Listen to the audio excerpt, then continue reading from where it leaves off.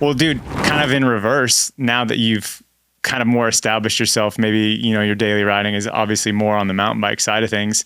Like, what are those sensations, those hard things you got to adjust to when you go back to the BMX now just to fool around? There was definitely probably a 3-year period where when I went from mountain bike to my BMX bike felt crazy. And then I think there was one day where I was riding at a local spot in the Bay called Carlmont, and there's like a really rad school down the street with a handrail that I'd never hit before, but I like found the school and got all excited and like wanted to hit the rail. But that was the first time where I had to break down that barrier of like, I hadn't bunny hopped yet that day.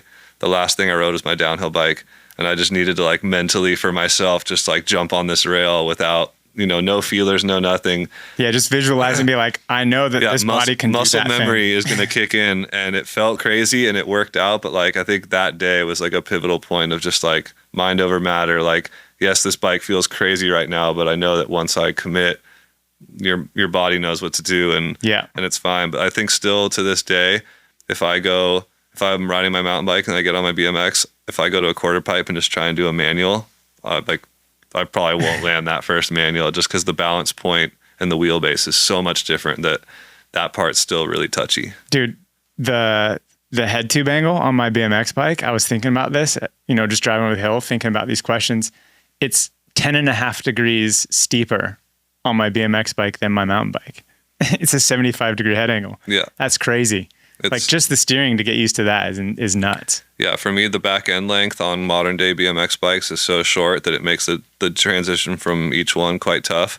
And then, when the steeper head tubes became a thing, like I don't like that sensitive front end like that. So yeah, different feeling bikes, but after a couple of years of just going back and forth, I'm fine now, but I don't ride my BMX bike like I used to. So I don't need to be that in tune with it. But for me, BMX for me nowadays is a 30-minute, 45-minute cruise at my old local parks, and sometimes I'll hit 3 parks a day. Like I still love it, but it's like it's skate park rides with my headphones on or with the homies, and that's what gives me my fix now. But no more scary sending down rails off of roofs on the BMX bike. I saved that for the mountain bike. Yeah, dude, got big tires, suspension. Oh, my body appreciates it. Yeah, I bet you definitely went hard.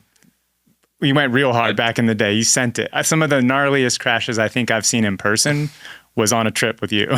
No, I appreciate it. I unsustainably set myself up for not being able to like go any further with BMX. Like if I did a 20 stair ice pick in my last video, it's got to be 21 or bigger on the next one. And like that only goes so far until you can't progress anymore or you just get hurt. And I knew that if I tried to push my riding past the last video part that I had, I was just going to get hurt. And I've spent a lot of my life hurt from uncalculated risks on my BMX bike. So yeah, well, that's what's funny is like there was always this and or, like you were either this or that. Like back in my day, it was seen as like if you were a BMXer, if you were a pro BMXer and you went to mountain biking, that's where you went to die. Like it was a weird stigma back then. There was a weird stigma, but I also think it had a lot to do with the people that were doing it. And like, they were kind of like mid-level, low-level, on the border of making finals guy at the contests. And then they went to mountain biking and were huge. So it was seen as like this lesser thing, which it was not, obviously. It was completely different.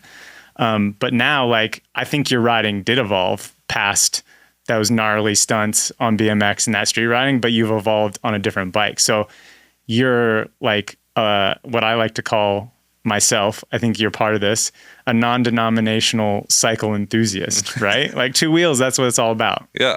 I've motorcycles, BMX bikes, mountain bikes, like that's what I've always enjoyed the most and what I felt the most comfortable on. And yeah, like as a kid, my whole life, I grew up thinking that I was going to ride a BMX bike until the day that my body wouldn't let me, and that's it. But like, I didn't imagine riding any other kind of bike in the midst of that all. I just thought it was BMX or nothing. Yeah. It was just so close-minded of me, but also I just never knew, I never rode road bikes. I never rode gravel bikes. I never rode mountain bikes. I never like even tried any of that stuff. So to me, it wasn't even an option, but I never would have imagined that I'd have I'd even fall in love or enjoy another type of bike riding, let alone make a career out of it. And yeah, I'll be riding bikes forever. Maybe I'll ride another bike after this. Who knows? But it's like, it's sick. It turns out it's the bike riding, not the bike that you're riding. Yeah. It's the act of 2 wheels and handlebars is what I like. Yeah.